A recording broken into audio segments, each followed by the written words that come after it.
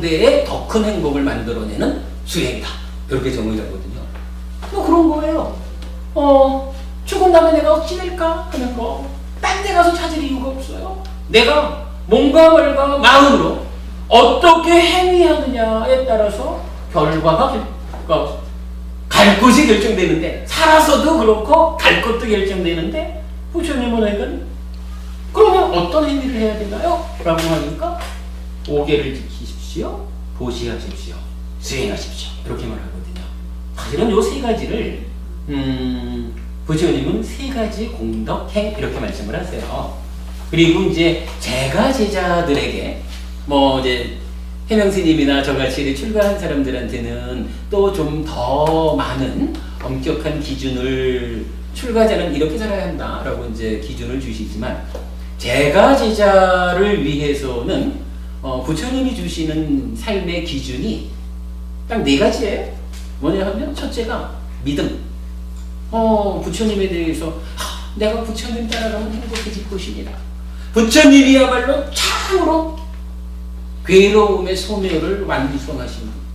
이분을 따라가면 나도 그쪽으로 가게 되는, 뭐 이런 부처님과 그 가르침에 대한 믿음이 없으면 아무것도 못하는 거죠. 뭐 여러분 다 우리 그런 믿음을 가지고 있는 거잖아요. 이런 믿음에 토대해가지고 세 가지 공덕행, 오계를 지키고 보시하고 수행하라. 요 네 가지가 제가 제자를 위해서 부처님이 주는 삶의 기준이거든요. 제가 사실 이제 요 책, 부처님은 누구인가는 지난달에 이제 초파일 직전에 해피법당 정기 법회를 시작해가지고 그 교재로 이제 요 책을 만들어서 나눠드렸는데, 100권 나눠드려가지고 이제 100권 만들어가지고 우리 테라와다 법석에서 드리고 우리 법회에서 드리고 했더니 이제 몇 권 안 남았어요. 그래도 오늘 여러분 한 권씩 가져가시면 돼요. 그리고 이제 다음 7월 첫째 주, 뭐 우리 이제 대원정사의 그 공간 형편 때문에 이제 날짜를 바꿔서 7월 달부터 이제 첫 번째 주, 첫 번째 토요일 날 또 이제 해피복당 정기법회를 하게 될 건데, 그러니까 7월 달 정기법회에서는 그 지금 말씀드린 그 제가 제자를 위해서 부처님이 주신 삶의 기준, 요걸로 또 한 요 정도 부피 되는 책을 하나 만들어서 나눠드릴 거예요. 뭐 그때쯤 여러분 또 오셔서 가져가세요. 그래 할 거예요. 아무튼 이제 그렇게 보면 우리가 어떻게 살아야 하는가가 좀 명확해지죠. 이렇게 결국은 몸하고 마음이라는 것을 놓고 이 사람들은 이렇게 말했고 저 사람들은 저렇게 말했지만 부처님은 몸과 마음의 관계를 이렇게 말씀하셨다라는 거, 뭐 여러분 충분히 뭐 어렵지 않게 이해되는 이야기죠. 그래서 서로 조건되는 관계고 뿌리를 달리하는 관계고 이렇게 말했고, 그랬을 때 이런 관계에 의해서 이제 죽었다라고 했을 때 죽는 그 순간에서 죽음의 이름은 어떻게 되느냐 하는 부분을 뭐 한마디로 말씀드린 거죠. 죽는 순간 새로 태어납니다. 그래서 우리 어머니한테 말이 참 거기에서 이렇게 진행돼 버렸네. 우리 어머니한테 엄마 죽은 다음에 49제 안 지냅니다. 그 전에 엄마가 돌아가시기 전에 잘 사십시오. 엄마의 몸과 말과 마음의 행위를 바르게 해야 됩니다. 그래서 제가 우리 어머니한테도 서운하시네요. 근데 서운하지 않더라고요. 그게 어찌 보면은 이게 이제 불교 공부하는 사람들이 약간 그런 면이 있어요. 이런 얘기하면 서운해할 것 같아서 조금 피하잖아요. 근데 제가 해보니까 지금도 여러분들도 이 얘기 너무 좋아하시잖아요. 명확하게 해주시니까. 정확하게. 그죠? 여러분들도 좋아하시잖아요. 그럼요. 우리 엄마도 좋아하시고, 만나는 분들마다 부처님 가르침을 정확하게 전달해 주면요, 좋아해요. 그리고 그게 좋을 수밖에 없는 게, 이게 남의 문제가 아니잖아요. 내 문제잖아요. 내가 죽으면 어떻게 되는지, 내 다음 생에 대해서 어떻게 내가 준비해야 되는지, 이건데, 부처님 말씀을, 그게 제가 이제 가장 중시하는 것이, 가능하면 한마디라도 내 얘기를 하려 하지 않거든요. 그래서 제가 오늘도 지속적으로 뭐 대인형경이니 외도의 주장경이니 계속 경전 이야기를 하잖아요. 부처님께서 이렇게 말씀하셨다라는 것을 정확히 전달해 드려야 저도 부끄러울 게 없고 여러분들한테 저한테 따지지 마십시오. 부처님한테 따지십시오. 이렇게 말할 수 있는 거고요. 여러분들 입장에서도 헬피스님 이런 사람이 나이도 얼마 안 된 게 지가 살아봐야 얼마나 살았다고 이래 보지 않을 수가 있잖아요. 왜냐하면 헬피스님 얘기를 하는 게 아니라 부처님 얘기를 경전적으로 근거를 명확히 전해드리고 있으니까. 근데 아주 쉽고요. 그죠? 정확하게 하시니까 예. 정말 복이 많으신 분들. 아니 알았던 것도 새삼스럽게 이렇게. 그렇죠. 이렇게 이제 한 번씩 정리를 하는 거죠. 그러니까 그런 부분을 말씀을 드렸고 그랬더니 하여간 우리 어머니도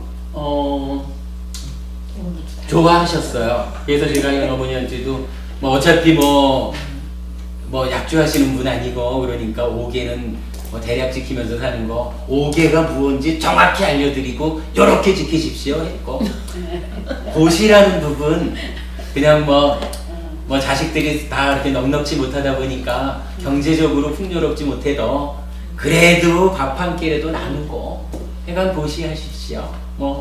이렇게 이제 말씀드렸고 이제 그리 설명해 드리니까 좋아하셔요.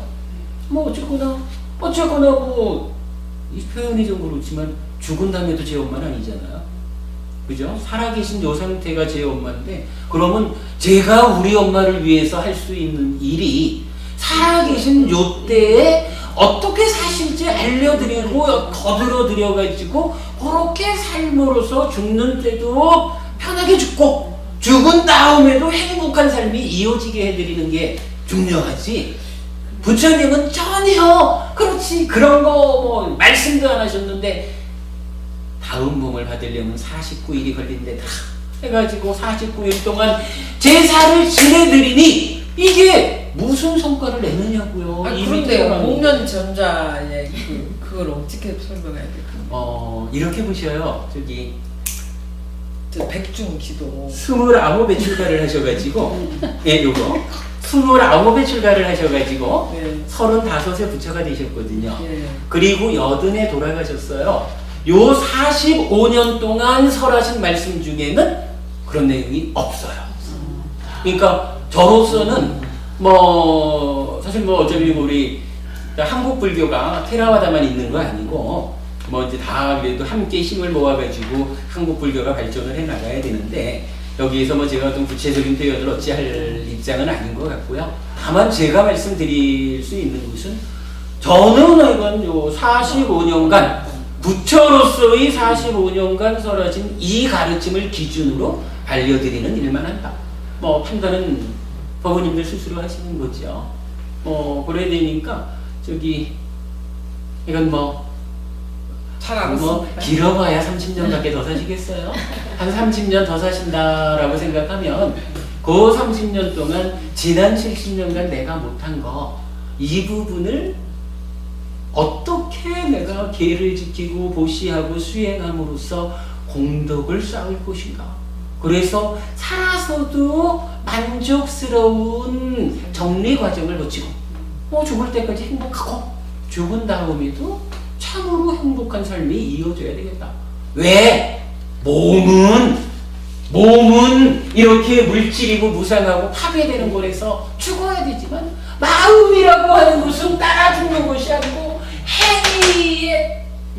행위를 조건으로 무상, 조건 따라 변하는 새로워지는 이런 것이 언제까지? 해탈해서 존재를 소멸할 때까지는 이어져서 살아가야 되니까. 이거 우리가 윤회라고 말하는 거잖아요. 윤회 없다라고 누군가 말한다 그러면 부처님 말씀 아닙니다라고 단적으로 말해버리면 됩니다.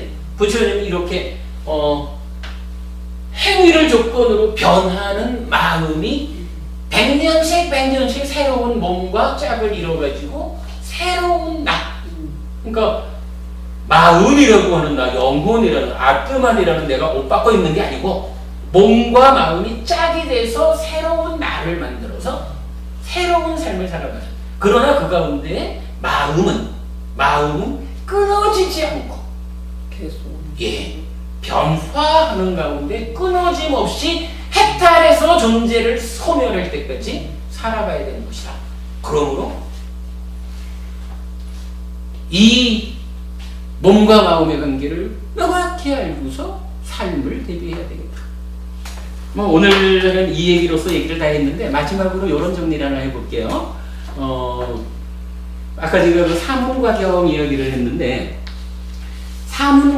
아까 그 얘기했죠. 저기 출가한 사람들이 어떤 네. 과실을 따느냐에 대해서 설화신경전. 그러면은 이제 그 사문과경에서는 뭐 출가한 사람들은 뭐 이렇게 살아야 된다. 그러면서 수행을 하는 데서는 사념처 수행으로 시작해서 사선, 초선, 제2선, 제3선, 제4선 다 아시죠, 여러분? 이렇게 이제 선정 수행을 해 올라가잖아요. 그러다가 이제 제4선을 성취하면 제4선이 성취되면 요 경에서는 8가지의 지혜를 이야기해요. 그래서 첫째로는 뭐 지화견, 알고 봄의 지혜가 생겨나고, 그리고 그렇죠. 알고 봄의 지혜가 생겨나는데 그 지혜의 내용이 뭐냐 하면 자, 이런 몸과, 그죠? 이렇게 설명된 이런 몸과 이런 마음이 있는데 이런 마음이 저런 몸에 의지하고 묶여 있다라고 알게 된다, 보게 된다 이러거든요. 이 얘기가 무슨 얘기냐면, 자, 마음이라는 게 이렇게 행위를 조건으로 변화하는 가운데에 해탈할 때까지 오래가는 이런 마음인데, 요 마음의 입장에서 보면은 진짜 티끌처럼 붙었다가 떨어지는 100년짜리 몸, 요 몸과 마음이 나를 이뤘다라고 할 때 이 마음이, 우리가 정상적으로 생각하면 마음이 딱 써가지고 몸 한번 써봐 해가지고 몸과 딱 만나가지고 100년을 마음이 잘 끌고 살아가야 되잖아요. 그런데 부처님이 보니까 요런 100년짜리 잠깐 살다 죽는 요 몸에 마음이 의지하고 묶여있더라라는 거예요. 그러니까 그 뭐라 그래야 돼? 형님 노릇을 딱, 형님 내가 형이지 뭐 이렇게 딱 애매하지 못하고 그냥 잠깐 달라붙는 요 몸에 이렇게 묶여가지고는 몸이 이리 가려 그러면 여기 따라가고 저리 가려 그러면 저리 따라가고 몸이 끄는 대로 끌려다니는, 의지하고 묶여있는 요런 삶을 살더라는 거예요. 그러다 보니까 아니 뭐 몸이라는 것이 이렇게 여러한 곳에서 잠깐 살다 마는 건데 이 몸이 나와 같이 하는 마음이 이런 거니까 마음이 오랫도록 행복하게 살게끔 몸인 내가 좀 양보하지, 이런 생각을 못 하잖아요. 이렇게 그냥 눈기 코혀 몸으로 색성향 미촉을 보이는 대로 욕심내면서 끌려다니면서 사는 요런 몸에 마음이 묶여있다는 거예요. 근데 요런 상태를, 요렇게 몸에 마음이 의지하고 묶여있는 요런 상태를 우리가 모른다는 거예요.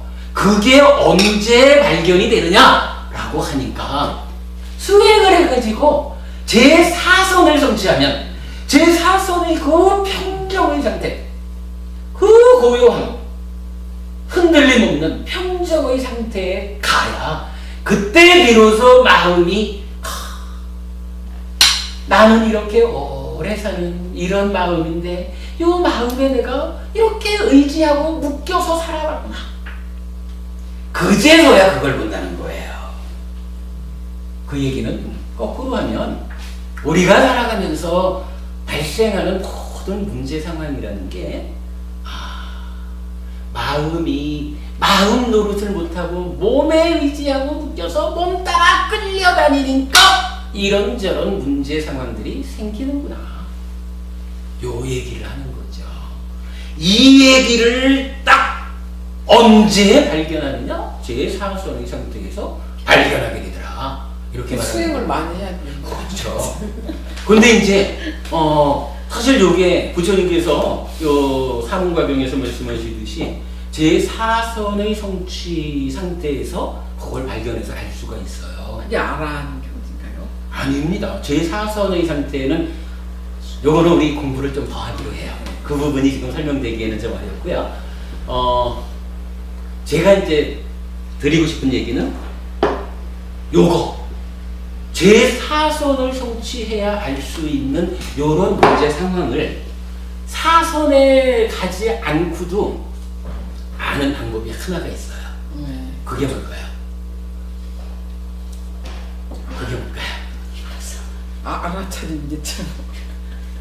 아니요, 그 알아차림, 알아차림 이제 사티 사념처 이런 거고 위파사나 사마타 위파사나 뭐 이런 게 다 그 사념처 수행에서 그러니까 선정 수행으로 이렇게 올라가는 불교 수행 방법이죠. 네. 그 수행 방법을 올라가야 이제 제4선에 이르는 거지요.